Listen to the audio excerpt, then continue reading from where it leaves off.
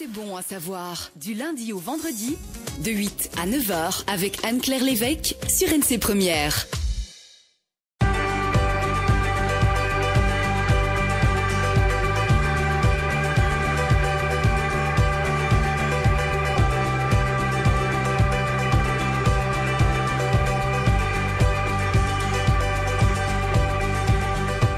Comment préserver nos sols, nos variétés de fruits et légumes, notre santé aussi? Parmi les mouvements qui prennent de l'ampleur pour des cultures plus responsables, la permaculture fait de plus en plus d'adeptes, une méthode qui se fonde sur la préservation de la nature, de l'homme et sur un partage équitable.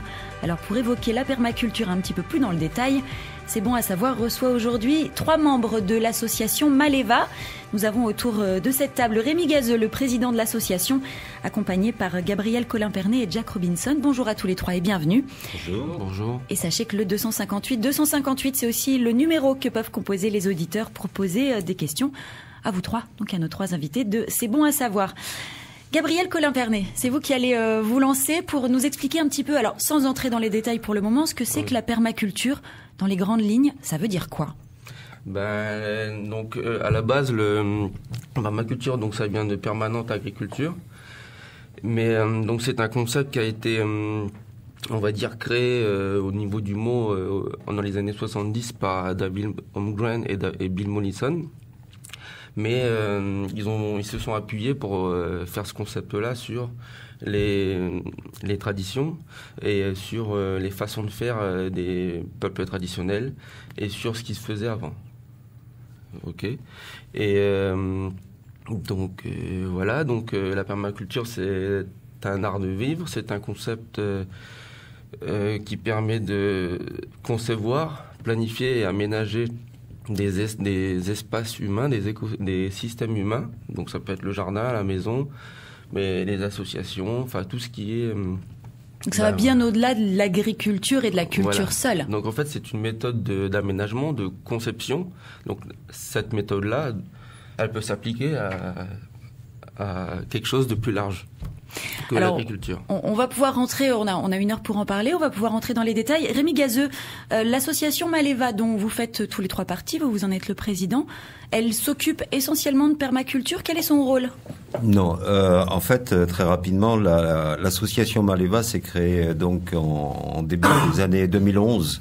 Avec pour d'abord comme prise de conscience ce qui se passait au niveau donc local, régional, international, planétaire. Cette association s'est créée donc à Koumak dans le grand nord du pays. Et si nous sommes une association, nous souhaitons dès le départ être surtout un courant de pensée, parce que par rapport au sujet qu'on aborde, ça ne nous appartient pas. On est donc une association, mais on est avant tout un mouvement. Et donc dans ce mouvement, c'est-à-dire que chacun s'y reconnaît. Donc l'objectif, ceux qui partagent, je veux dire, des prises de conscience communes. Ça touche donc effectivement. Bon, c'est d'abord une association culturelle et environnementale, parce que les deux sont intimement liés. Ensuite, on travaille sur la solidarité locale et internationale. Et après, on donne 3 axes principaux qui sont d'une part l'agriculture traditionnelle, familiale et paysanne. L'agriculture naturelle, on va parler de l'agroécologie, on va parler de la permaculture, c'est le thème aujourd'hui. Mais vous voyez, il y a déjà d'autres thèmes à aborder dans ce secteur-là. Après, on va parler des énergies renouvelables qui sont pour nous, du fait qu'on vive sur une île, elles sont vraiment à prendre en compte. Et ensuite, on va parler des solutions alternatives parce que de plus en plus, on sera, confronté à des recherches de solutions qui doivent être adaptées à notre temps, et c'est les thèmes sur lesquels nous travaillons. Mais avant de poursuivre, si vous permettez, Anne-Claire, moi je voudrais d'abord saluer, j'ai une pensée très forte pour le Vanuatu. Donc j'ai écouté ce matin l'intervention de Madame Johnson, je crois, au niveau de la Croix-Rouge. Quand nous on parle de solidarité locale et internationale, faut savoir qu'avant d'être Maleva, il y a d'autres activités associatives qui ont été antérieures à cela. Donc, sans me mettre en avant, là n'est pas l'objectif. Nous avons créé le comité pour la francophonie dans le Pacifique Sud dans les années 1990, et déjà nous avions des actions sur le Vanuatu. Je veux dire par là que nous connaissons bien le Vanuatu, nous imaginons très bien, les dégâts, et moi j'encourage vraiment tous les Calédoniens qui sont dans cette dynamique d'apporter un soutien, de le faire, de répondre favorablement. Le cyclone Pam, donc, il a été dévastateur, mais il faut bien imaginer que c'est pas un phénomène, je veux dire, extraordinaire. J'ai écouté une question ce matin où j'ai pas entendu la réponse, donc je me permets d'apporter la nôtre ou la mienne. C'est-à-dire qu'on sera de plus en plus confronté à ce type effectivement donc d'événements climatiques, et donc il faut que les Calédoniens s'y préparent. Je précise ça parce que nous avons assisté aux 2 colloques, enfin je veux dire réunions sur le développement durable qui sont tenues à la CPS, Océania 21, et on a bien pris en compte, je veux dire, que les États du Pacifique, insulaires du Pacifique, sont très sensibilisés par rapport aux problèmes environnementaux. Il me semble que les Calédoniens donc ont besoin de se réveiller par rapport à ça. Voilà, c'était juste un message. Alors merci d'intervenir sur ce sujet-là, mais ça entre dans la philosophie globale et de Maleva et de la permaculture, complètement. Ce côté humain. C'est totalement lié. Je veux dire, c'est avant tout. Là, on va parler de la permaculture aujourd'hui. La permaculture, c'est avant tout l'être humain dans son environnement. Donc, comment il peut évoluer en créant un minimum de déchets, en dépensant un minimum d'énergie fossile, parce qu'actuellement, on est en train vraiment de faire n'importe quoi au niveau planétaire, et on le sait de plus en plus. Donc aujourd'hui, le fait de savoir n'est pas suffisant. Faut pas attendre que les solutions viennent d'ailleurs, que de soi-même. Chacun peut faire un pas vers ce changement qui est absolument nécessaire et incontournable. Et la permaculture va nous aider, je vais dire, dans cette période de transition qui est incontournable. Gabriel Collin, vous commenciez à nous expliquer ce que c'est que la permaculture. On peut vous décrire comme des écologistes un peu jusqu'au boutiste, ou c'est très caricatural ? Oui, on est écologiste, mais après jusqu'au boutiste, c'est vrai qu'il y a pas mal de principes pas de principes, mais des façons d'aborder les choses dans la permaculture qui sont écologiques. Et donc c'est vrai qu'en ce sens-là, c'est assez la façon de voir est assez poussée dans l'écologie, quoi. Mais voilà. Ça va bien au-delà, on l'a compris. Jack Robinson, vous faites partie. Vous êtes tous les 3 permaculteur, on dit comme ça. Oui. Concrètement, comment ça se manifeste quand on est permaculteur chez vous ? Ça veut dire quoi ? Sur le terrain, dans votre chez vous ? Personnellement, pour moi, ça signifie l'autonomie. Pour moi, la permaculture, c'est essayer de devenir autonome par rapport à nos systèmes de support, autonome au niveau de l'alimentation, autonome au niveau de l'énergie. Voilà. Ça veut dire qu'il faut être agriculteur pour être permaculteur, ou pas du tout ? Pas nécessairement. Non, pas du tout. La permaculture, c'est juste un aspect de la permaculture. Mais vous savez, la permaculture, c'est très vaste. C'est un paradigme, un mode de vie. Donc, comme Gabi l'a rappelé, ça touche aussi bien le sol, l'humain. Et il y a aussi une grosse notion de partage, quoi. Alors, c'est décrit comme la boîte à outils pour une transition harmonieuse. Une transition de quoi vers quoi ? La transition, actuellement, malheureusement, on vit dans un monde en crise économique, un monde en destruction, un monde où, si vous voulez, aujourd'hui, si toute la planète Terre vivait comme un Calédonien, il faudrait 5 planètes Terre. Donc c'est ça la transition responsable, c'est-à-dire qu'il n'y a qu'une planète Terre, on ne peut pas la multiplier. Et donc, il faut en prendre soin, il faut prendre soin de ses habitants, prendre soin du sol, et partager équitablement. Donc aujourd'hui, on a beaucoup de moyens, justement, au niveau des nouvelles technologies, au niveau des courants de pensée, qui nous permettent de faire changer ça. Et c'est à nous de le faire. Parce que, à mettre en application. Voilà, c'est une initiative individuelle qui deviendra à terme collective. Ça fait partie des fondements de l'association Maleva, tout cela, Rémi Gazeux ? Totalement, complètement. On peut dire que ce sont vraiment les bases mêmes, je veux dire, avant même d'utiliser le terme permaculture, qui est un terme un peu barbare pour certains, je veux dire, mais il faut quand même savoir que la permaculture, c'est quelque chose dans son fondement qui est pratiqué depuis la nuit des temps. C'est basé, on en reparlera par la suite, mais sur l'observation de ce qui nous entoure, c'est-à-dire de la nature, et puis le bon sens. Donc c'est aussi simple que ça. Alors après, effectivement, il y a des concepts, il y a des pratiques, il y a des éthiques, donc qui ont été, je vais dire, épurées au fur et à mesure que les gens ont travaillé là-dessus. On a parlé tout à l'heure donc de David Holmgren et de Bill Mollison, qui sont des Australiens. Donc il faut savoir aussi que les Australiens, les anglophones sont plus avancés que les francophones dans ce domaine-là. Mais auparavant, il y a eu donc Fukuoka, qui est un Japonais dans les années 50, qui a travaillé sur l'agriculture du non-agir, qui avait aussi cette prise en compte de cette, par rapport à ce monde moderne de consommation où on se dirige, où tout est basé sur l'argent, sur la consommation, sur le profit, sur des valeurs qui sont essentielles dans notre fonctionnement sociétal, mais qui sont des valeurs virtuelles par rapport aux relations qui lient l'homme à son environnement naturel. On s'est coupé de toutes ces racines et aujourd'hui, il est vraiment temps de reprendre en main, je veux dire, notre avenir, notre devenir et celui de nos enfants, parce que si on continue comme ça, on est en train de foncer vraiment tous ensemble la tête dans le mur, quoi.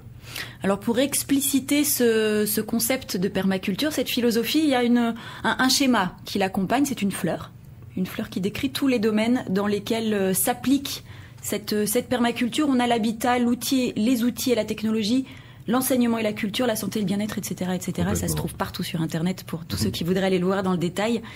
C'est ça, on le retrouve dans tous les domaines de notre vie quotidienne. Alors qu'on le réduit régulièrement dans l'état d'esprit des gens, c'est de la culture, c'est de l'agriculture. Si je puis me permettre, c'est parce que voilà, c'est par facilité. On vit dans un monde de facilité, donc c'est pareil au niveau médiatique, quoi. Je veux dire, on réduit les choses à leur plus simple valeur. Mais effectivement, la permaculture, ça, au départ, si c'était l'agriculture permanente, c'est-à-dire d'avoir une abondance donc qui puisse déjà nourrir les gens et puis avoir un surplus de production qu'on puisse partager ou vendre, parce que ça n'exclut pas l'économie, la permaculture. Il faut que ça soit clair, ça aussi, dans l'esprit des gens. Hein. On n'est pas des écolos bobos, quoi, en train de nous renfermer dans notre bulle. C'est pas du tout ça. Quand on parle d'autonomie, ça veut pas dire qu'on se coupe du système. Ça veut dire tout simplement, on vit plus en accord, je veux dire, avec notre environnement. La terre est là pour nous nourrir et non pas pour la salir. Voilà, donc il faut la respecter, c'est simple. Et puis après, il y a tous les autres éléments qui entourent effectivement la fleur de la permaculture, qui sont l'éducation, c'est-à-dire les valeurs. Qu'est-ce qu'on veut transmettre à nos enfants, quoi? Est-ce que c'est le système de compétition dans lequel on nous a, je veux dire, fait évoluer, nous et nos parents, et peut-être nos grands-parents, ou est-ce que c'est des valeurs de solidarité, de complémentarité? Et je veux dire, le cyclone Pam est là pour nous ramener, je veux dire, à nos justes valeurs, qu'on soit riche, pauvre, etc. Malheureusement, c'est toujours les gens les plus démunis qui ramassent les premiers, mais face aux problématiques climatiques, on est tous égaux. Donc voilà, c'est simplement pour réagir qu'on est aussi grand que nous pensons être en tant qu'être humain. On est tout petit dans un univers qui est très large. Gabriel, tout à l'heure Jack parlait notamment d'autonomie. Vous le recherchez vous aussi chez vous, et si oui, de quelle manière? Chez moi, bon, si vous voulez, moi je cherche un terrain aussi pour justement appliquer et rechercher l'autonomie alimentaire énergétique. Mais sinon, chez moi, je plante déjà des choses. Je pratique quelque part au niveau de l'agriculture, parce que on est coupé de l'agriculture dans notre société moderne. Donc c'est la première chose vers laquelle on va, parce que c'est un peu, on travaille avec le vivant, donc c'est un peu plus, on va dire, moins évident. C'est peut-être pour ça que l'association se fait un peu automatiquement, parce que c'est presque le premier champ d'application. Voilà, c'est le premier champ d'application, parce qu'on est coupé, on est dans les villes, etc. Donc c'est le plus dur en fait, de travailler avec le vivant, quoi. Les graines, les semences, les nuisibles, les animaux qui peuvent nous aider au jardin, etc. Ça fait beaucoup de choses à gérer et à apprendre en fait. Donc c'est pour ça que on commence par là, parce que déjà c'est un des besoins primaires aussi, de se nourrir. Donc voilà, au quotidien, comment on peut pas dire que au quotidien moi je suis autonome, mais j'essaye de tendre vers. C'est un objectif. Voilà. Jack, vous vous placez dans cette même dynamique. Comment est-ce que vous cherchez à atteindre cette autonomie, qu'elle soit énergétique ou alimentaire? Mais on cultive. En fait, on a mis en place des systèmes de culture. Il y a des techniques particulières qui permettent à la fois d'améliorer le sol d'année en année. Parce que si vous voulez, dans l'agriculture conventionnelle, le sol se détériore. Tous les ans, on doit le réhabiliter. C'est un peu la même chose sur la culture sur brûlis qu'on pratique ici. Donc déjà par les techniques, la façon de faire. La façon de faire permet de produire des légumes et aussi d'améliorer la terre. Et puis ensuite, c'est aussi dans tout ce qui est un petit peu ce qu'on appelle les low-tech, c'est-à-dire une haute technologie à bas prix, alors qu'aujourd'hui on est inondé de haute technologie à coût très élevé, alors qu'il est très possible d'avoir de la haute technologie à coût très bas, notamment par le do-it-yourself, quoi, ou en récupérant des choses, en les transformant. Et voilà. Tout cela, est-ce que c'est aujourd'hui compatible avec notre mode de vie moderne et urbain? C'est un message que vous arrivez à faire passer à Nouméa notamment, mais aussi dans les autres villes du territoire? Ah bah oui, c'est parfaitement compatible, et si vous voulez, il suffit de s'ouvrir sur Internet et on voit qu'il y a beaucoup de pays qui le pratiquent, quoi. Et c'est notamment pour ça qu'on a fait venir Bernard Alonso, parce qu'il pratique une permaculture humaine et non pas justement axée que sur l'agriculture, quoi. Alors on va pouvoir en parler. Bernard Alonso arrive cet après-midi. On va pouvoir détailler ça. Ce que je vous propose, c'est de faire d'abord une petite pause musicale dans cette émission. On se retrouve dans quelques minutes, juste après Boom Clap.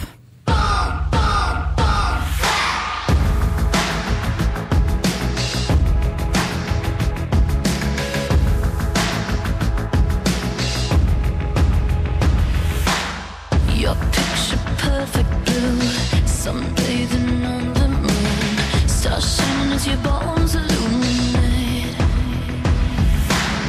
First kiss just like a drug. Under your influence, it took me over. You're the magic in my veins. This must be love. Boom, clap, sound in my heart. The beat goes on and on and on and on. And boom, clap, you make me feel good. Come on to me now. Boom, clap, sound in my heart. The beat goes on and on and on.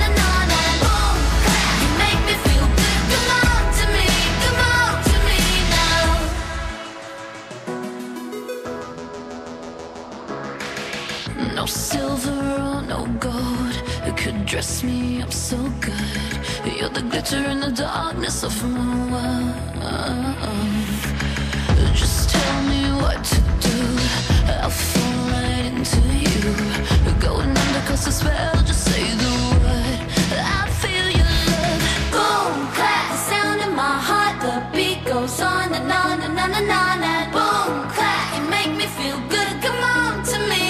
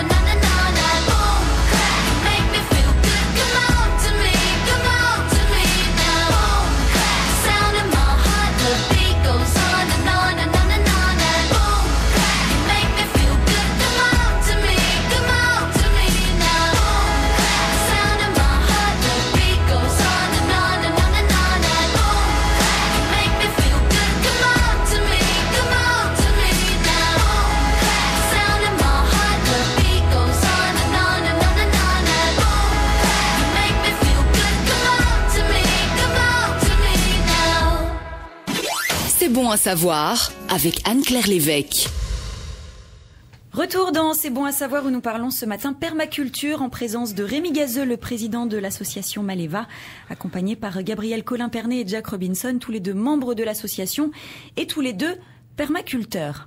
Permaculteurs qui ont un certificat, un diplôme. Vous êtes reconnu en tout cas en tant que permaculteur.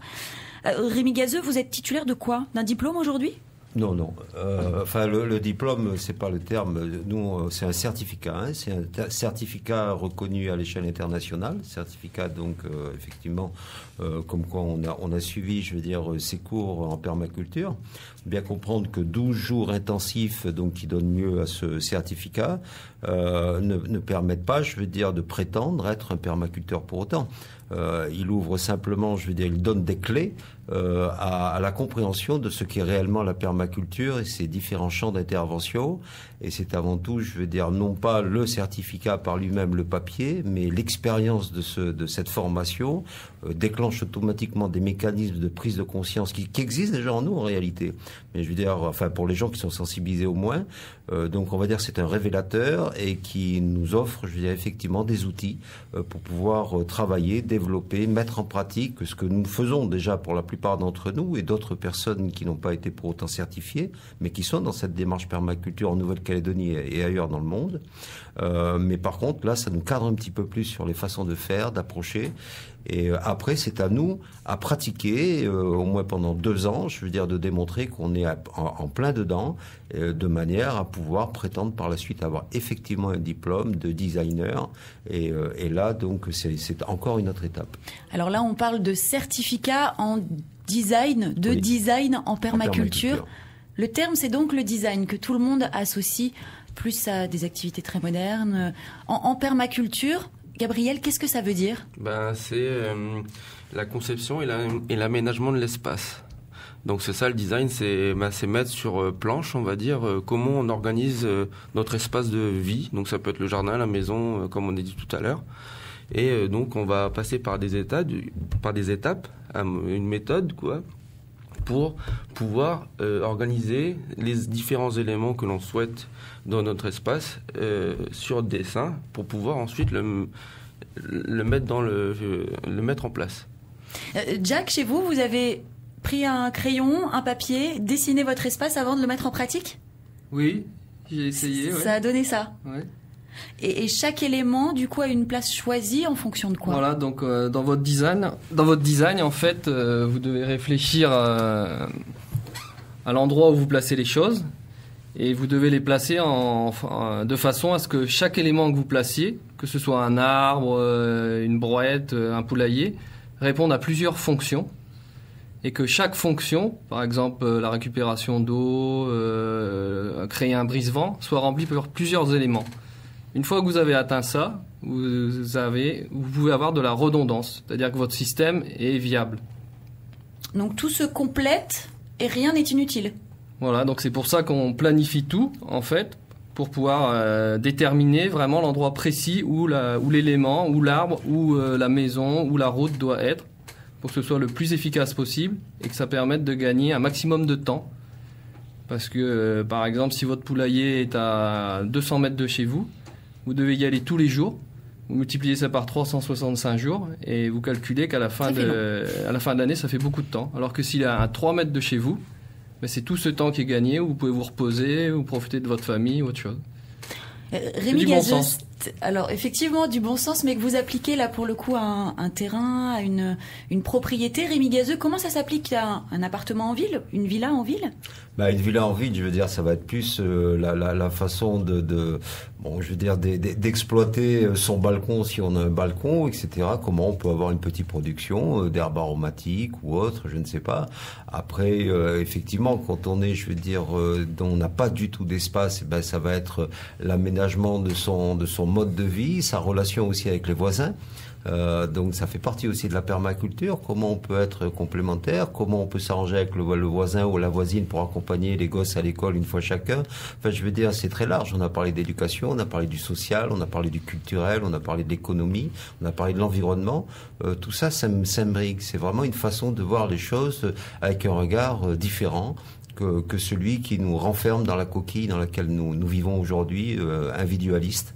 Et donc c'est un état d'esprit, une philosophie bien plus. C'est une philosophie, bien sûr. C'est avant tout une philosophie, c'est accepter que on n'est pas là par hasard sur Terre, même si on comprend pas tout, même si on a pris l'habitude d'être assisté dans un système qui nous dirige, à un moment donné, il faut reprendre quelque peu les rênes de sa propre vie, de son propre parcours de vie, et de réaliser que les choses, elles se font pas toutes seules, elles se font avec les autres, et les autres, ce sont les gens, c'est l'environnement, et c'est les plantes, etc. Et comme l'a dit Jack, évitons, je veux dire, les choses inutiles. L'exemple du poulailler en est un. C'est valable pour tout. Je sais pas, hein, vous faites tomber votre silo, vous ramassez le silo, mais tant que vous êtes au sol, essayez de ranger autre chose. Je veux dire, c'est chaque instant. Donc voilà, c'est un état d'esprit. Comment est-ce qu'on vous perçoit dans vos familles, parmi vos proches ou parmi simplement les gens que vous rencontrez qui vous connaissent pas de près? Comment on vous perçoit? Un peu comme des illuminés parfois, ou ça commence à faire son chemin? Voilà, il y a des gens qui nous prennent pour des marginaux, pour des illuminés, mais les gens de bonne conscience nous prennent pour des précurseurs. Ce qui est plutôt bon signe. Bah oui. Alors vous l'évoquiez tout à l'heure, Bernard Alonso arrive cet après-midi, c'est quelqu'un qui est reconnu mondialement dans ce domaine de la permaculture. Il est là pour un mois, qu'est-ce qui va se passer pendant ce mois, Jack Robinson? Alors on a un programme très chargé. Donc Bernard arrive cet après-midi d'Inde. Et on va commencer déjà par une petite visite aux jardins familiaux de Normandie, le 21 mars. Ensuite, on va enchaîner sur une conférence au cinéma Rex, à Nouméa, le 25. Ensuite, le 28 et le 29, on a un stage urbain qui se déroule à la maison de quartier de Rivière-Salée. Ensuite, on démarre pour la province Nord, où là, on va faire une conférence au lycée agricole de Pointe-Boute, le 31 mars. Ensuite, le 2 et 3 avril, entre deux télé et radio, on va faire un stage à la tribu de Wingo, dans la région de Vaud. Et enfin, du 6 au 18 avril, au gîte de la Forêt Noire à La Foix, là, on organise le PDC, c'est un mot anglais, Permaculture Design Certificate. Donc c'est le fameux certificat dont on parlait tout à l'heure. Le cours certifié de permaculture en français, sur 12 jours, voilà. On va revenir sur tout cela évidemment, mais juste avant, on va accueillir Jean-Marc qui a fait le 258. Bonjour Jean-Marc. Oui, bonjour madame, j'aurais juste voulu poser une petite question. Allez-y, on vous écoute.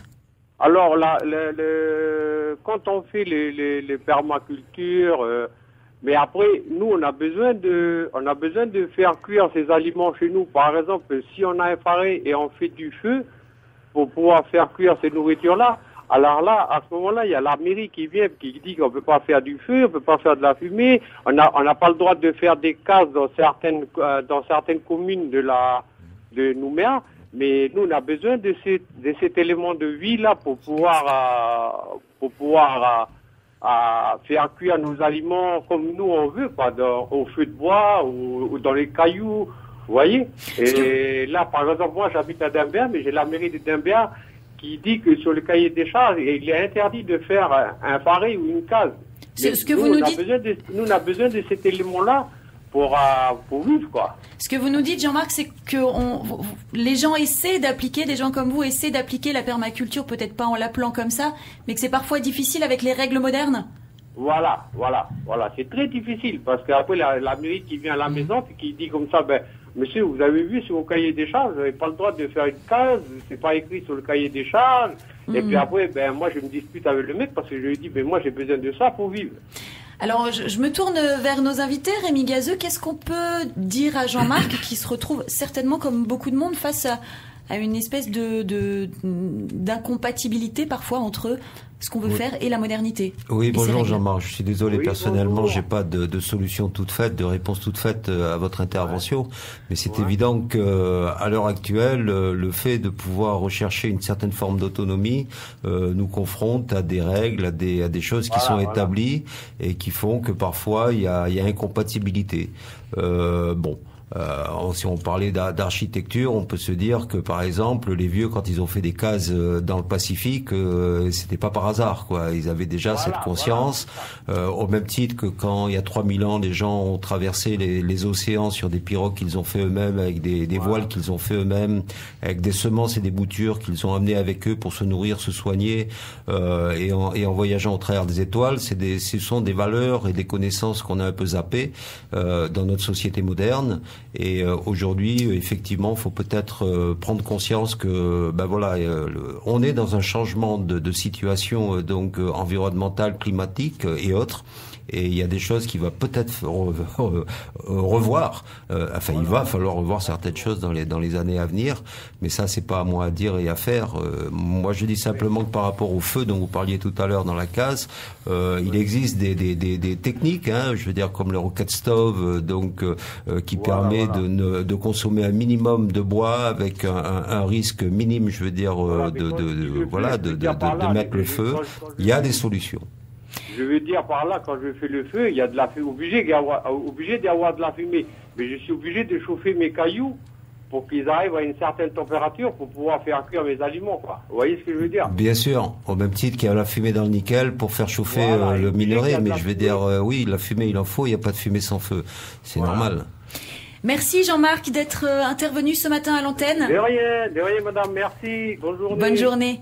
Alors, la question de Jean-Marc souligne aussi deux éléments que peut-être la prise de conscience est pas faite. Enfin, peut-être, c'est peut-être pas un peut-être. Il y a encore des choses à faire, du travail à mener. Et notamment au niveau des institutions, au niveau de ceux qui nous dirigent. Ça, c'est compliqué d'amener la permaculture vers le plus haut niveau?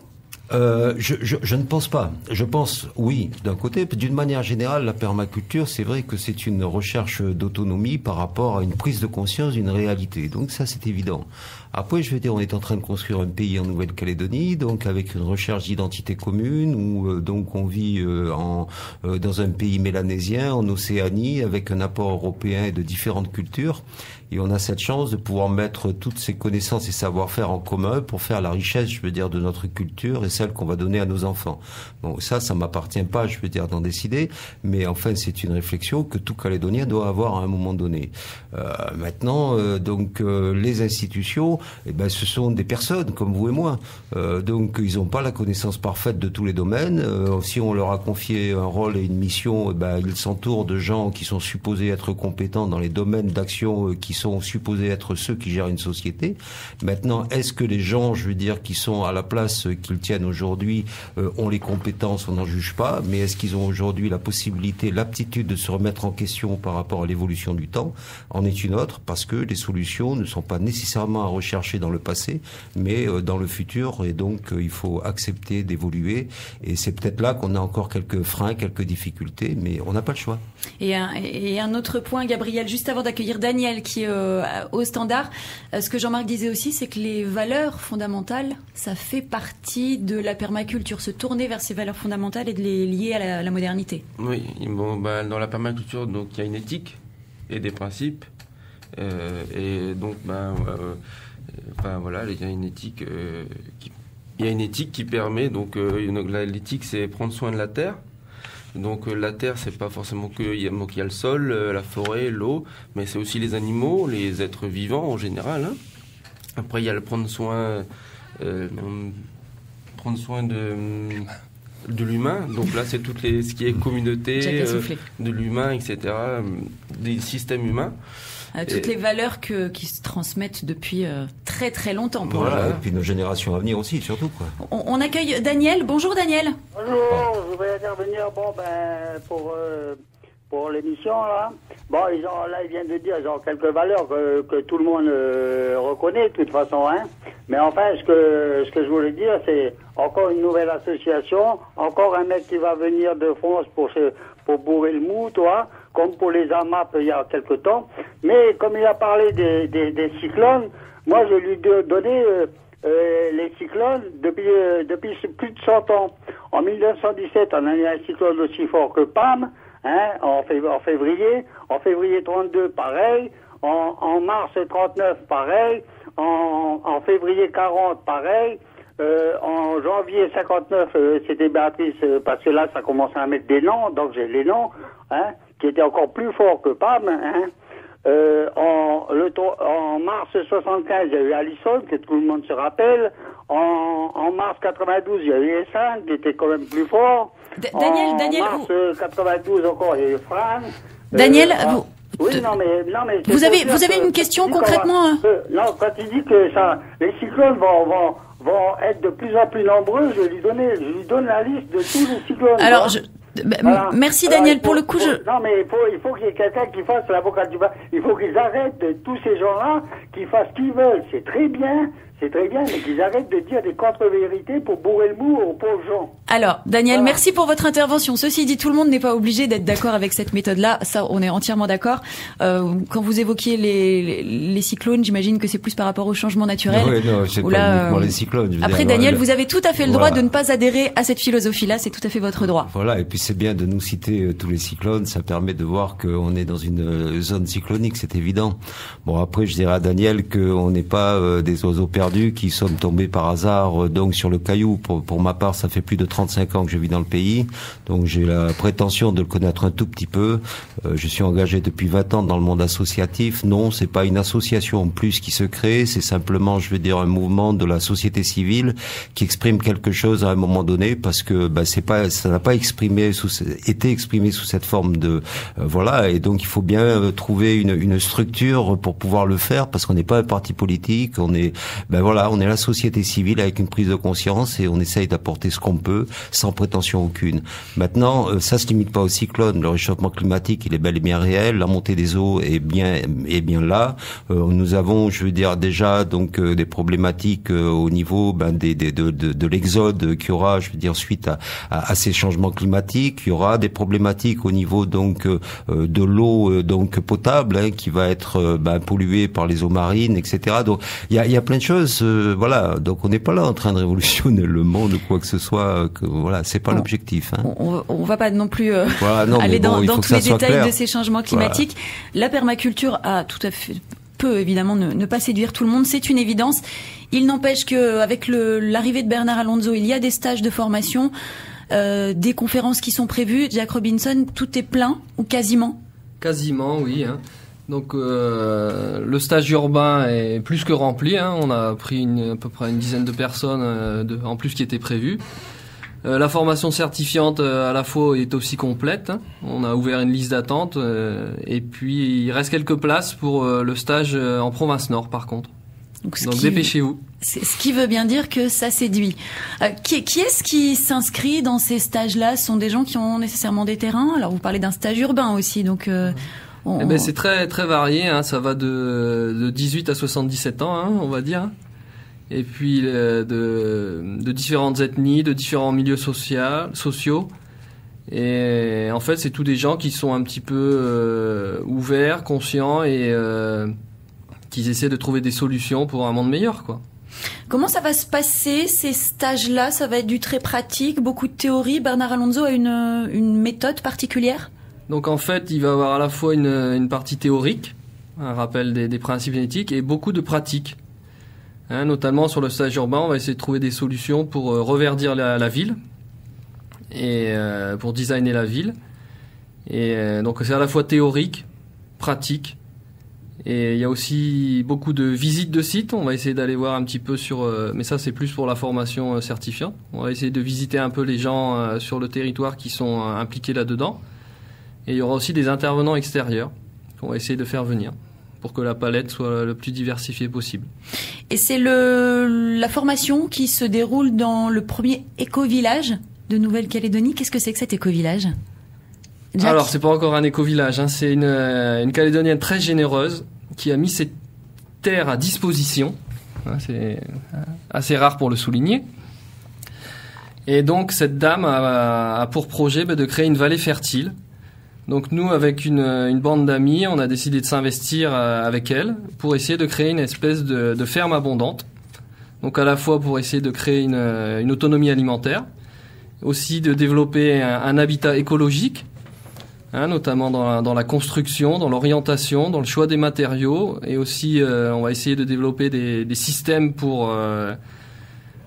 sains pour réduire nos déchets ou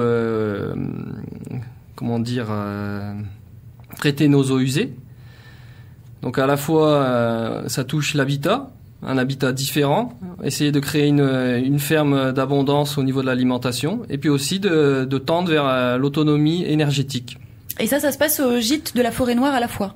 Voilà, donc il y a le gîte, c'est une grosse propriété de 50 hectares, donc où il y a le gîte de la Forêt-Noire, et en fait elle nous a mis à disposition la moitié de la propriété, le bas de la vallée. Et donc là on a démarré des cultures, des petites constructions, et on essaie de créer une petite tribu locale et autosuffisante. Voilà, le maître mot c'est vraiment l'autonomie, l'autosuffisance, voilà. Pas l'autarcie par contre. Ce qui est bon à souligner, c'est effectivement, vous voulez pas vous replier sur vous-même et avoir votre petite bulle au-dessus de votre village. Le social, le lien est très important. Rémi Gazeux, parmi les axes de travail de la permaculture et un petit peu au-delà, vous avez-vous une spécificité? Vous vous occupez beaucoup de semences. Les semences, c'est la base. Hein. La base. Disons que dès le départ, quand nous avons créé l'association, nous avons donc cette prise de conscience. Alors là, je veux dire, c'est une vision politique, non politicienne, hein, je précise. Mais je veux dire une vision globale, donc de cette vie en commun, hein, des Calédoniens, dans la différence des cultures qui sont les nôtres, et cette prise de conscience surtout qu'il y a une immense biodiversité existante en Nouvelle-Calédonie, qui est très mal connue de l'ensemble, je précise, hein, de manière à ce qu'il n'y ait pas de mauvaise réaction ou tout moins de mauvaise compréhension. Je dis de l'ensemble des Calédoniens.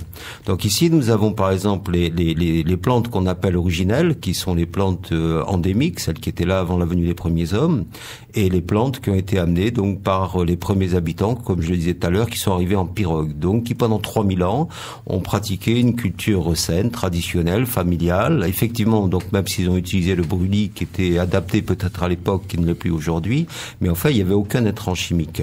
Et donc ils ont su pendant 3000 ans se servir de ces plantes. Et puis on a les plantes originales qui sont en définitive celles qui ont été apportées, et patrimoniales, qui ont été apportées par les différents courants de population qui sont venus donc en 160 ans d'histoire s'installer en Nouvelle-Calédonie.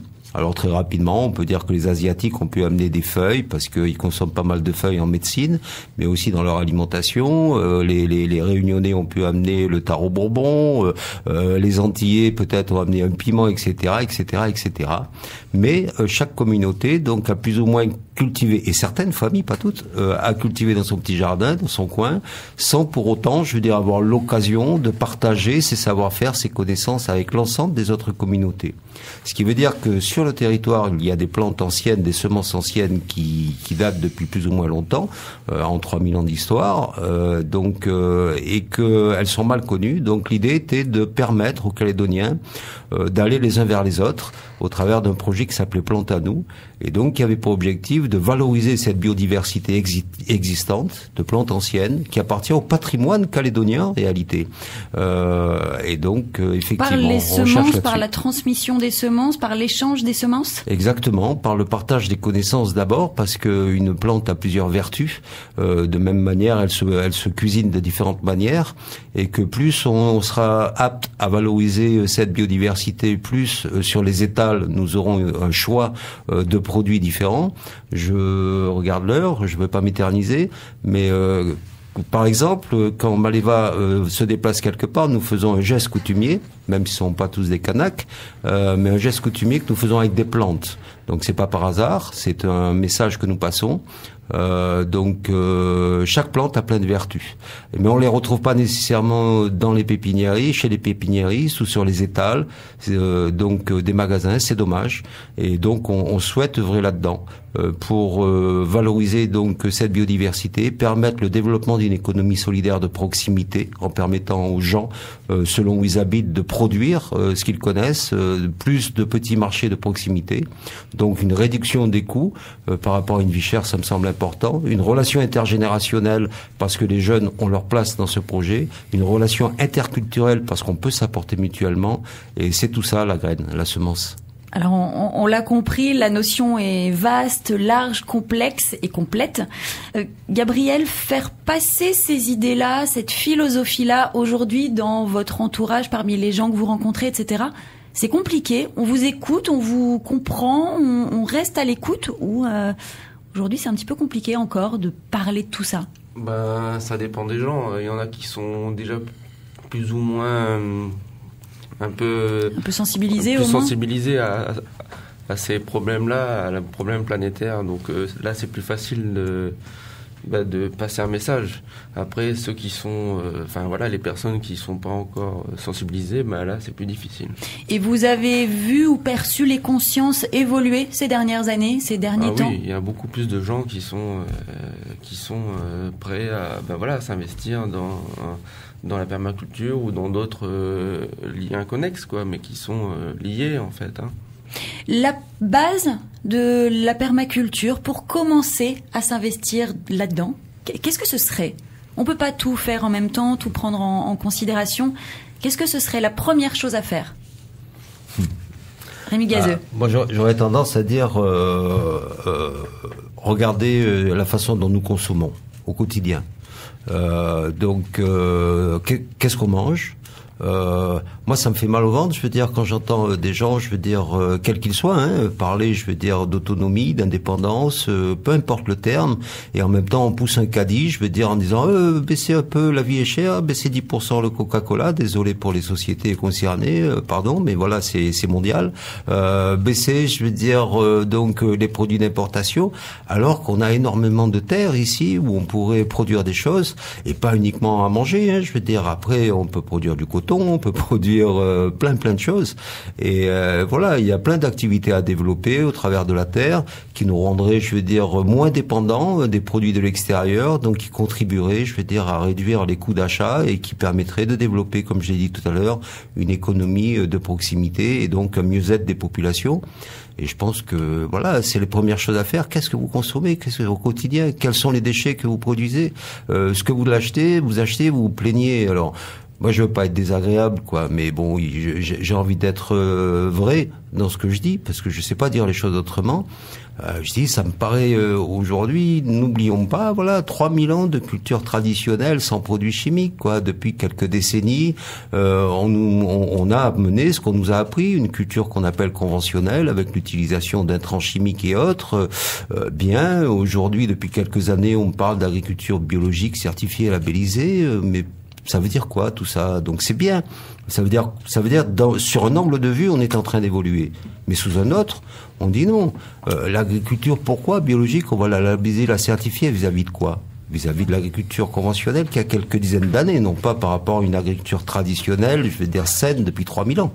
Donc quelque part, ça serait plutôt, à mon sens, et les importateurs et les producteurs, je veux dire, de produits frais qui utilisent des intrants chimiques qui sont susceptibles de porter, je veux dire, préjudice à la santé humaine, d'informer ce qu'ils donnent aux consommateurs, plutôt que les gens qui cultivent sainement, de dire moi je cultive sainement. Alors pour revenir au concret. Voilà. Aux Calédoniens, on leur dit quoi? Faites attention à quoi en premier lieu pour vous inscrire dans cette démarche? À votre consommation, d'autre part, comment vous achetez, je vais dire vraiment ce qu'on a besoin, évitez, je vais dire de créer des déchets, essayez dans la mesure du possible de réutiliser vos déchets, parce qu'on est dans une société de gaspillage, et après, je vais dire, on pollue nos océans, on n'arrive pas à gérer tous nos déchets. Je crois que ce sont les premières choses à faire. À partir du moment où on fait attention à ce qu'on mange, où est-ce qu'on achète nos produits, être solidaire vis-à-vis des gens qui nous entourent, et que on produit un minimum de déchets, je crois qu'on a fait déjà un grand pas en avant, quoi, même si ça s'arrête pas là.